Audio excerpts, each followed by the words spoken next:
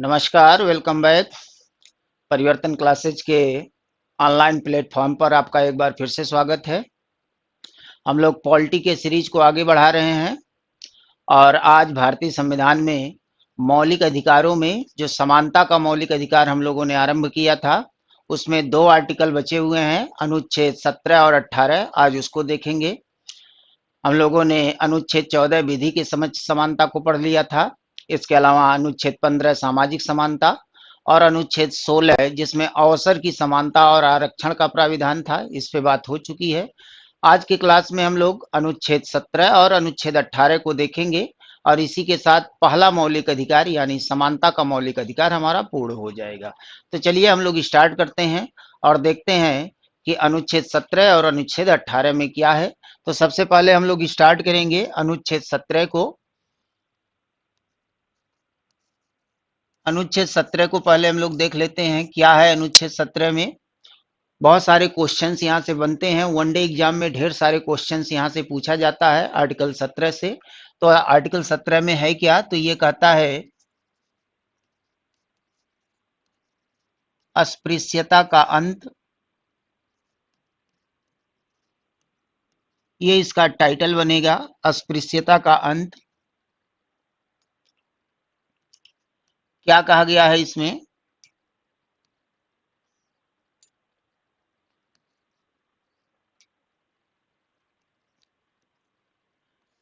इसमें कहा गया कि अस्पृश्यता का अंत किया जाता है, अस्पृश्यता का अंत किया जाता है और इसका किसी भी रूप में, किसी भी रूप में आचरण निषिद्ध किया जाता है, आचरण निषिद्ध किया जाता है।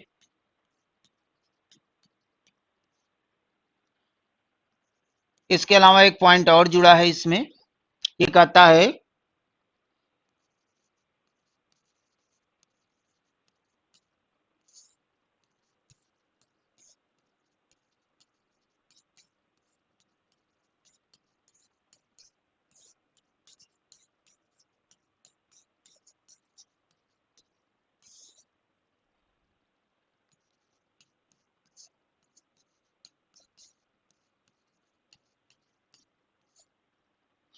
अस्पृश्यता से उपजी किसी निर्योग्यता को लागू करना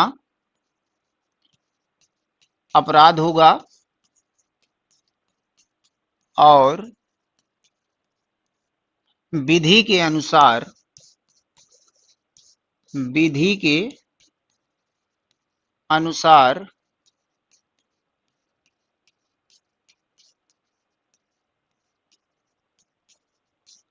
दंडात्मक कार्यवाही की जाएगी।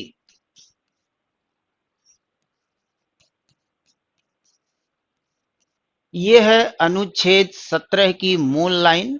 अब इसको थोड़ा सा हम लोग समझ लेते हैं। कह रहा अस्पृश्यता का अंत।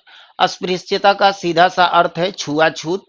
तो आप जानते हैं कि छुआछूत की जो सामाजिक समस्या है ये प्राचीन काल से रही है। जब वर्ण व्यवस्था आया उसी के साथ ही हमारा समाज उच्च वर्ग और निम्न वर्ग में बांट दिया जाता है और वहीं से शुरू हो जाता है छुआछूत।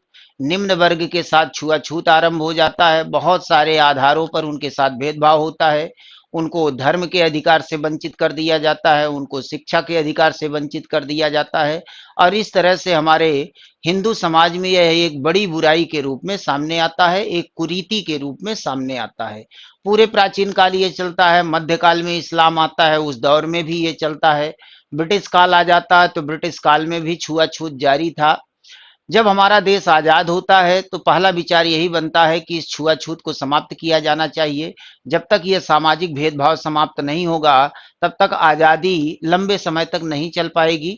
तो इसी के लिए लाया गया था अनुच्छेद 17 और इसमें कुछ मूल लाइन के बारे में आप समझ लीजिए। पहली लाइन में कह रहा है कि अस्पृश्यता का अंत किया जाता है और इसका किसी भी रूप में आचरण निषिद्ध किया जाता है। यानी अब समाज में छुआछूत कोई नहीं कर सकता और किसी भी व्यक्ति के द्वारा किसी भी रूप में इसका आचरण नहीं किया जा सकता, यानी छुआछूत को दिखाया नहीं जा सकता, किसी के साथ भी इस आधार पर भेदभाव नहीं किया जा सकता।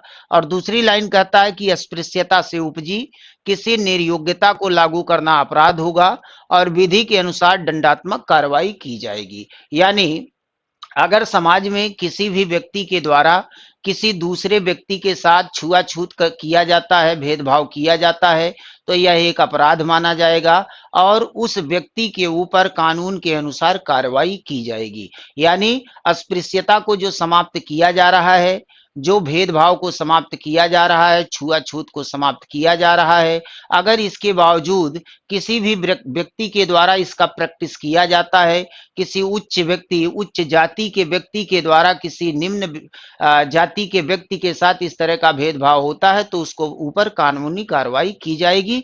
ये कहा गया है अनुच्छेद 17 में।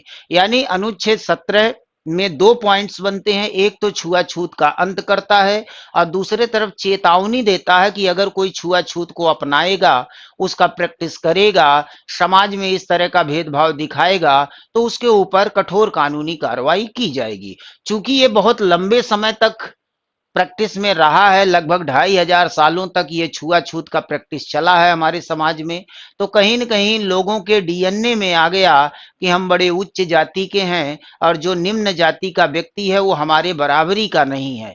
तो इस तरह की जो एक मानसिकता डेवलप हो गई, एक सामाजिक कुरीति, एक सामाजिक परंपरा डेवलप हो गई, इस परंपरा को समाप्त करने के लिए आर्टिकल लाया गया और इसमें कानूनी कार्रवाई की चेतावनी दी गई। क्योंकि अगर मौलिक अधिकार में केवल इसका अंत किया गया होता और इसका प्रैक्टिस करने वालों के खिलाफ कोई कानूनी कार्रवाई की चेतावनी ना दी गई होती, तो फिर ये रुकता ही नहीं। इसीलिए आवश्यक था कि इसको दंडनीय अपराध घोषित किया जाए। तो इसमें कह दिया गया है कि छुआछूत का तो अंत किया ही जा रहा है, अस्पृश्यता को समाप्त तो किया ही जा रहा है, साथ में अगर समाज में किसी की भी द्वारा अस्पृश्यता को दिखाया जाएगा, उसका प्रैक्टिस किया जाएगा, किसी दूसरे के साथ किसी भी आधार पर भेदभाव किया जाएगा, उच्च और निम्न के आधार पर भेदभाव किया जाएगा, तो उसके ऊपर कानूनी कार्रवाई की जाएगी। ये चेतावनी भी दे दी गई अनुच्छेद 17 में। तो इस मौलिक अधिकार के माध्यम से छुआछूत को समाप्त करने का प्रयास किया गया। लेकिन केवल मौलिक अधिकार बना देने से, मौलिक अधिकारों में इसको डाल देने से ये समाप्त होने वाला नहीं था। इसके लिए आवश्यक था कि कोई कानून बने कि अगर कोई छुआछूत को दिखाता है, कोई इस तरह का भेदभाव करता है, तो उसके ऊपर कार्रवाई होनी चाहिए। तो इसके लिए हमारी संसद ने सबसे पहले एक कानून बनाया सन 1955 में। उसको कहा जाता है, ये कानून बनाया गया था 1955 में, इसको इम्प्लीमेंट करने के लिए। इसको कहा जाता है अस्पृश्यता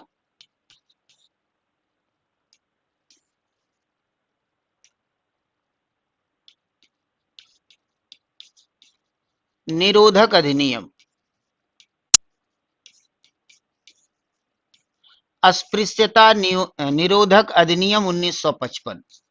तो सबसे पहले यह कानून बनाया गया था कि अगर कोई भेदभाव करेगा, कोई छुआछूत का प्रैक्टिस करेगा, किसी दूसरे के साथ इस तरह का भेदभाव करेगा और उसको निर्योग्य घोषित करेगा क्योंकि वो छोटी जाति का है, निम्न जाति का है, तो फिर उसके ऊपर कानूनी कार्रवाई की जाएगी। और उसके लिए पहला जो कानून बनाया गया था वो 1955 में बनाया गया। इसको अस्पृश्यता निरोधक अधिनियम के रूप में जाना जाता है। शुरुआत में ये कानून थोड़ा सा कम कठोर था और इसमें अगर कोई इस तरह का छुआछूत दिखाता है तो उसके ऊपर कानूनी कार्रवाई के लिए 6 महीने का कारावास और 500 रुपए जुर्माने का प्राविधान किया गया था। तो शुरुआत में ये कानून बनाया गया जिससे ये छुआछूत ना होने पाए, लेकिन उसके बावजूद चूंकि ये बड़े लंबे समय तक हमारे प्रैक्टिस में रहा, हमारे समाज में प्रैक्टिस में रहा, तो ये जा नहीं रहा था।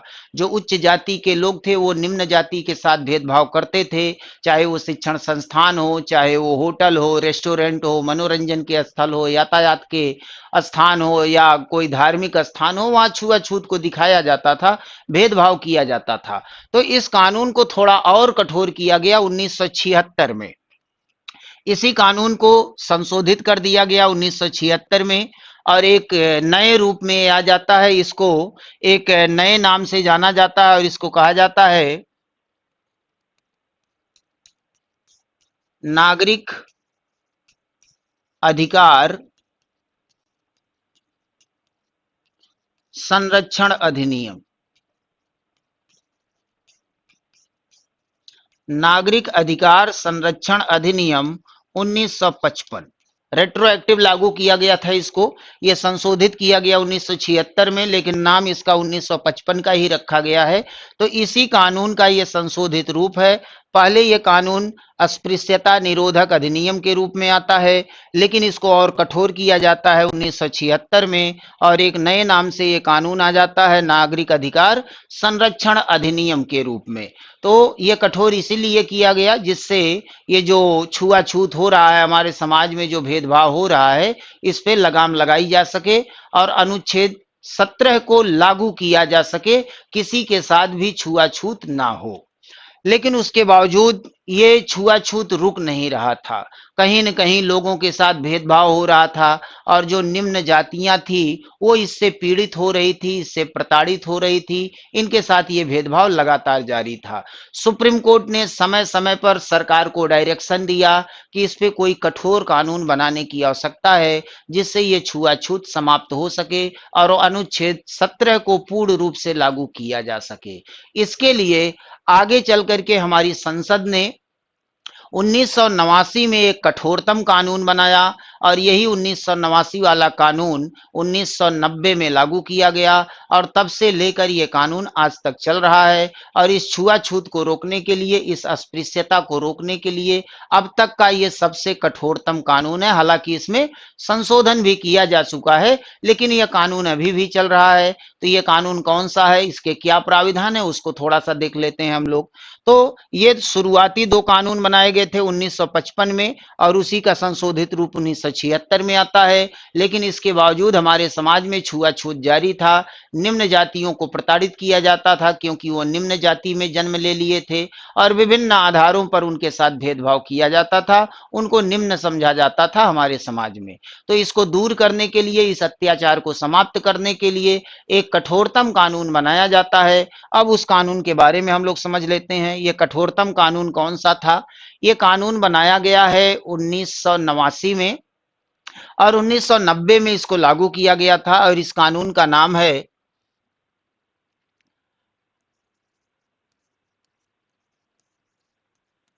अनुसूचित जाति एवं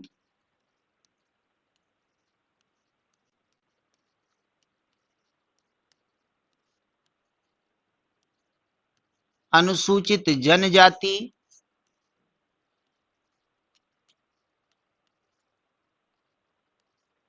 अत्याचार निवारण अधिनियम।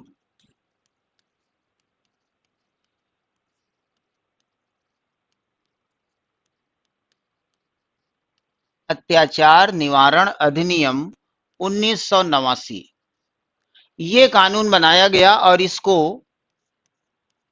1990 में लागू किया गया। इसी कानून को हम लोग शॉर्ट में एससी एसटी एक्ट के रूप में जानते हैं। इसको क्या कहा जाता है?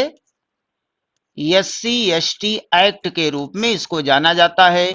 और ये कानून इतना कठोरतम कानून बना दिया गया कि आज किसी की हिम्मत नहीं है कि सार्वजनिक रूप से कोई छुआछूत का प्रैक्टिस कर ले, छुआछूत का आचरण कर ले, किसी के साथ कोई भेदभाव करे या किसी एससी एसटी के साथ कोई अत्याचार कर सके। तो क्या था इस कानून में, इसके बारे में थोड़ा सा जान लीजिए। ये आज तक का सबसे कठोरतम कानून है। इसी को अनुसूचित जाति एवं अनुसूचित जनजाति अत्याचार निवारण अधिनियम या एससी एसटी एक्ट के रूप में जाना जाता है। क्या व्यवस्था किया गया इसमें?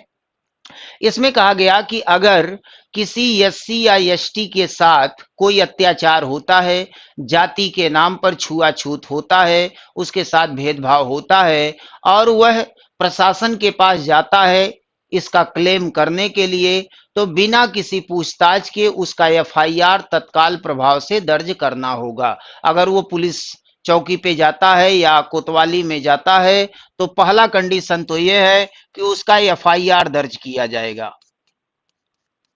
शुरुआत में सबसे पहले बिना किसी पूछताछ के उसका एफआईआर दर्ज होना चाहिए। और जैसे ही एफआईआर दर्ज होगा, दूसरा कंडीशन इसका यह है कि जिस व्यक्ति के खिलाफ ये एफआईआर दर्ज कराया गया है, तत्काल प्रभाव से उस व्यक्ति की गिरफ्तारी कर ली जाए। तो यहाँ पे तुरंत उसकी गिरफ्तारी होनी चाहिए। ये शुरुआती दो कंडीशन है, जबकि सामान्य रूप से अगर कोई मामला होता है तो पहले उसकी जांच की जाती है और जांच करने के बाद एफआईआर दर्ज की जाती है और आगे कार्रवाई की जाती है। लेकिन यहाँ पर चूंकि भेदभाव का मामला है, छुआछूत का मामला है और एक गरीब व्यक्ति, एक दीनहीन व्यक्ति जिसकी स्थिति दबी कुचली है, वो तो आसानी से वहां तक पहुंच नहीं पाता, और अगर पहुंचा है तो बिना किसी पूछताछ के उसका एफआईआर दर्ज होना चाहिए। और एक चीज ध्यान रखिएगा कि ये SC ST act SC ST पे लागू नहीं होगा, ओबीसी और जनरल वर्ग पर लागू किया जाता है। तो यहाँ पर अगर किसी जनरल व्यक्ति के खिलाफ या किसी ओबीसी वर्ग के व्यक्ति के खिलाफ कोई एससी या एसटी जाता है और अपना क्लेम प्रस्तुत करता है, तो तुरंत उसका एफआईआर दर्ज किया जाएगा। एफआईआर दर्ज करने के बाद उसकी गिरफ्तारी हो जाएगी और गिरफ्तारी होने के बाद उसकी जांच होगी, लेकिन उसको जमानत 6 महीने तक प्राप्त नहीं हो सकती। यानी 6 महीने तक उसको कोई जमानत नहीं मिलेगी। 6 माह बाद जमानत।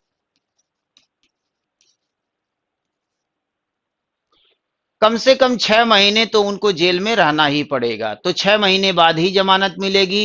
वो भी जो जमानत मिलेगी वो जिला न्यायालय, सत्र न्यायालय से प्राप्त नहीं होगा। उनकी जमानत केवल हाई कोर्ट से ही हो सकता है, उच्च न्यायालय से ही हो सकता है। तो यहाँ पर चौथा कंडीशन क्या है? चौथा कंडीशन है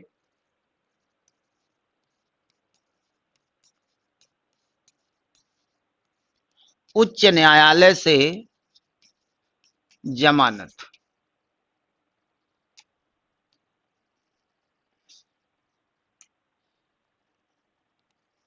तो ये कुछ मूलभूत पॉइंट्स हैं इसके, जो एससी एसटी एक्ट 1989 में आया। ये इसके कुछ मूलभूत बिंदु हैं जो आपको जानना चाहिए मोटे रूप में, कि अगर किसी एससी या एसटी ने किसी जनरल वर्ग के खिलाफ या ओबीसी वर्ग के खिलाफ कोई क्लेम किया कि इस व्यक्ति के द्वारा हमारे साथ अत्याचार किया गया, जाति के नाम पर अत्याचार किया गया, हमारे साथ छुआछूत को अपनाया गया, उसका प्रैक्टिस आचरण किया गया, तो उसका तुरंत एफआईआर दर्ज होगा, तुरंत गिरफ्तारी होगी और गिरफ्तारी के बाद 6 महीने तक उसको जमानत नहीं मिलेगी। और जमानत जब मिलेगी भी तो हाई कोर्ट से जमानत मिलेगी, उच्च न्यायालय से जमानत मिलेगी। डिस्ट्रिक्ट कोर्ट को यह पावर नहीं है कि एससी एसटी के मामले में वो जमानत दे सके। तो यह एक कठोरतम कानून बनाने का एकमात्र उद्देश्य यही था कि इस छुआछूत को, जो हमारे डीएनए में आ चुका है, इसको समाप्त किया जाए, जिससे सारे लोग समानता का दर्जा प्राप्त करते हुए अपना जीवन जी सके। तो अनुच्छेद 17 को लागू करने के लिए, पूर्ण रूप से लागू करने के लिए, ये 1989 का कठोरतम कानून आया। यहां तक तो बातें ठीक है, लेकिन हुआ क्या कि शुरुआत में तो इसका जो प्रयोग किया गया वो फेयर था, लेकिन बाद में कुछ ऐसी रिपोर्टें आने लगी कि इस एससी एसटी एक्ट का दुरुपयोग हो रहा है और अनावश्यक रूप से जो निर्दोष लोग हैं, चाहे वो ओबीसी कैटेगरी के हों चाहे जनरल कैटेगरी को हों, उनको फंसाया जा रहा है और जिससे वो जेल में जा रहे हैं। तो फिर अब क्या होगा? इस कानून का तो दुरुपयोग होने लगा। तो कुछ लोगों ने सुप्रीम कोर्ट में इसके खिलाफ पीआईएल दाखिल किया, जनहित याचिका दायर किया कि इस कानून का दुरुपयोग किया जा रहा है, इसलिए इस कानून में कुछ सुधार करने की आवश्यकता है, इस पे ध्यान दिया जाए, इसमें जनरल वर्ग और ओबीसी वर्ग को फंसाया जा रहा है।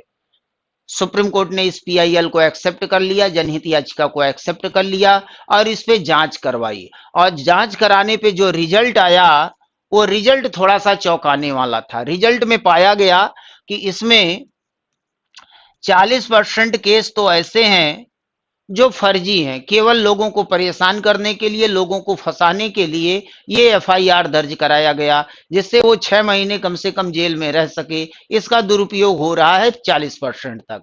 उसके अलावा 30% मामले ऐसे हैं जिसमें एक मामूली विवाद होता है, हल्का फुल्का झगड़ा विवाद होता है, और उस झगड़े विवाद के कारण एफआईआर दर्ज हो जाता है और लोग उसमें फंस जाते हैं, और अंत में चल करके यहाँ पर सुलह हो जाता है, समझौता हो जाता है। तो यहाँ पर 30% के आसपास में जो मामले हैं वो समझौते के माध्यम से समाप्त हो जाते हैं। केवल 30% ऐसे मामले हैं जो फेयर तरीके से अत्याचार हुआ है एससी एसटी के साथ, और उसके वजह से एफआईआर दर्ज हुआ और उनके ऊपर एससी एसटी एक्ट के तहत कार्रवाई की जा रही है। ये रिजल्ट निकल करके आया, सुप्रीम कोर्ट ने जो जांच कराई। अब सुप्रीम कोर्ट ने क्या किया, सुप्रीम कोर्ट ने इसमें थोड़ा सा संशोधन कर दिया। इस कानून की जो कठोरता है इसको थोड़ा सा हल्का कर दिया और इसमें कुछ संशोधित रूपों को लागू कर दिया। और यह संशोधन कब किया गया? यह संशोधन किया गया है 2019 में। अभी हाल ही में 2019 में सुप्रीम कोर्ट के द्वारा 2018 के लास्ट में 19 के आरंभ में इसको संशोधित किया गया था सुप्रीम कोर्ट के द्वारा। और संशोधन में क्या किया गया इसको समझ लीजिए थोड़ा सा, जिससे इस कानून का दुरुपयोग ना हो पाए इसके लिए सुप्रीम कोर्ट ने संशोधन कर दिया। और संशोधन में कहा कि अब तत्काल में एफआईआर दर्ज नहीं किया जाएगा, सबसे पहले एक जांच टीम बैठाई जाएगी और ये जांच टीम एसएसपी लेवल की होगी। जब कोई एससी या एसटी वर्ग का व्यक्ति एफआईआर दर्ज कराने जाएगा, यानी उसके साथ अत्याचार हुआ है, छुआछूत के नाम पे अत्याचार हुआ है, तो तत्काल एफआईआर दर्ज नहीं होगा। एसएसपी स्तर की जांच टीम बनाई जाएगी और ये जांच टीम 7 दिन के अंदर इस जांच को पूरा करेगी कि ये मामला कहां तक सही है। तो जांच होने के बाद अगर मामला सही पाया गया तो फिर उस व्यक्ति का एफआईआर दर्ज किया जाएगा और एफआईआर दर्ज करने के बाद गिरफ्तारी भी होगी। यहां गिरफ्तारी भी होगी, लेकिन अगर मामला बहुत गंभीर नहीं है तो उसको जमानत प्राप्त करने का अधिकार होगा। अब उसको 6 महीने तक जेल में रहने की आवश्यकता नहीं है, उसको जमानत मिल सकता है। और दूसरी बात, अब उसको जमानत के लिए हाई कोर्ट नहीं जाना पड़ेगा, बल्कि जिला न्यायालय में ही जिला न्यायालय में ही उसको जमानत मिल जाएगी। ये कुछ संशोधन किए गए सुप्रीम कोर्ट के द्वारा, जिससे इस कानून की कठोरता को थोड़ा सा कम किया जा सके और जो इसका दुरुपयोग हो रहा है उस दुरुपयोग को रोका जा सके।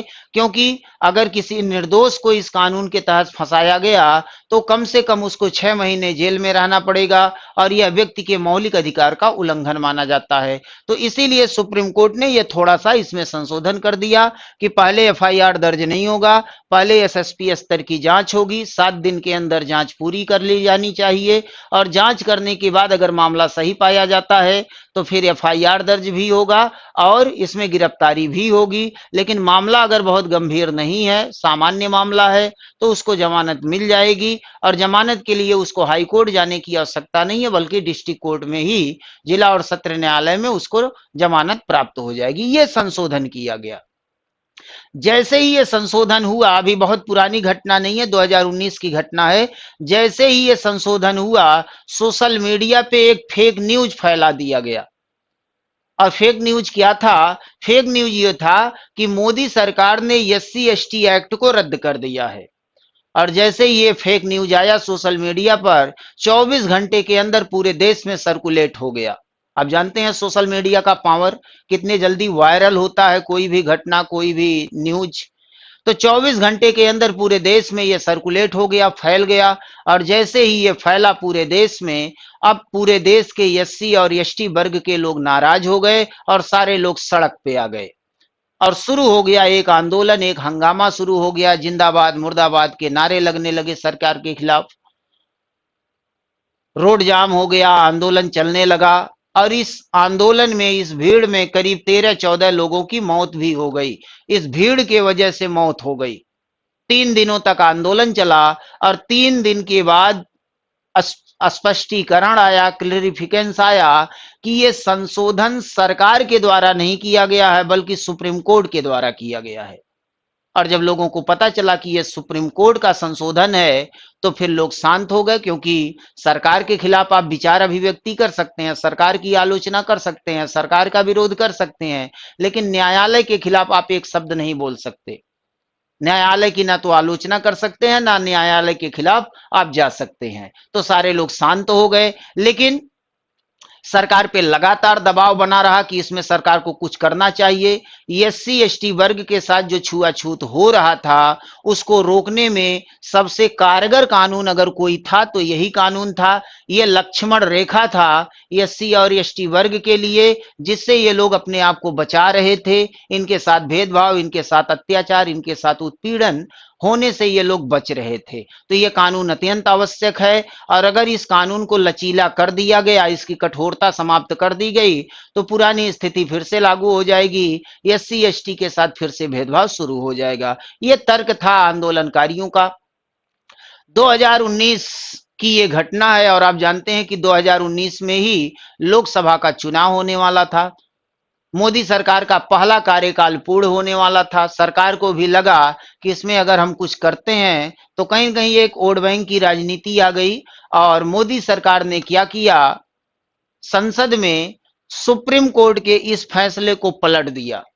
यानी सुप्रीम कोर्ट ने जो संशोधन करके इस कानून को थोड़ा लचीला बनाया था, ये नया वाला पॉइंट्स इसमें जोड़ दिया गया था कि तुरंत एफआईआर दर्ज नहीं होगा, पहले जांच होगी, जमानत भी मिल सकती है, जिला अदालत से जमानत मिल सकती है। ये जो संशोधन किया गया था सुप्रीम कोर्ट के द्वारा, मोदी सरकार ने इस संशोधन को पलट दिया, और पलट करके ये पुराना वाला मामला फिर से लागू कर दिया। कहा जो पुराना एससी एसटी एक्ट था, यही पुराना एससी एसटी एक्ट चलेगा, इनके संरक्षण के लिए आवश्यक है। सुप्रीम कोर्ट का यह संशोधन नहीं माना जाएगा, इसको रिजेक्ट कर दिया गया पार्लियामेंट के माध्यम से। और जैसे ही ये रिजेक्शन हुआ, तो पूरा एससी एसटी वर्ग खुश हो गया कि पुराना वाला जो कठोर कानून था वो फिर से अस्थाई हो गया, फिर से लागू हो गया।